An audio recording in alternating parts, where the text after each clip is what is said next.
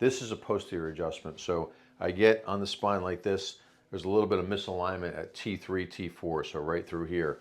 So I'm gonna make a contact, drop your arms all the way to the floor, breathe out.